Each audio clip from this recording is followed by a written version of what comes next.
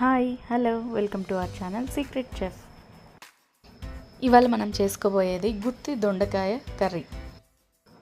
దానికోసం ముందుగా mixer jar తీసుకొని అందులోకి ఎండు కొబ్బరి కొద్దిగా, ఉల్లిపాయలు కొద్దిగా, బిర్యానీ స్పైసెస్, టమాటాలు 2, గుప్పెడు శనగ్గింజలు, అలాగే నువ్వులు ఉంటే నువ్వులు, లేకపోతే నువ్వుల పొడి ఉన్నా కూడా 2 స్పూన్ల నువ్వుల పొడి కూడా వేసుకోవచ్చు.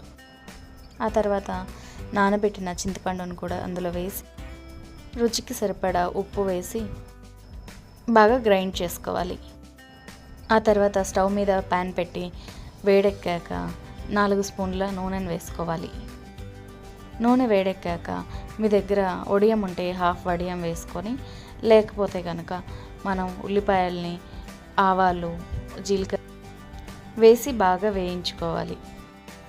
కొద్దిగా కలర్ మారే వరకు వేయించుకున్న తర్వాత కరివేపాకును వేసుకోవాలి. ఆ తర్వాత దొండకాయల్ని మనం గుత్తి వంకాయలు ఎలా కోసుకుంటామో అలా కట్ చేసుకొని అందులో వేసుకోవాలి. కొద్దిగా సాల్ట్ ఇంకా పసుపు వేసుకొని బాగా వేయించుకోవాలి.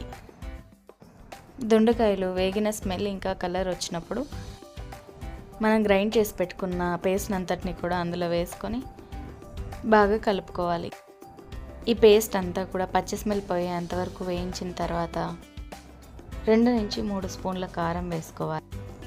మీరు మీ స్పైస్కి తగ్గట్టు వేసుకుంటే సరిపోతుంది.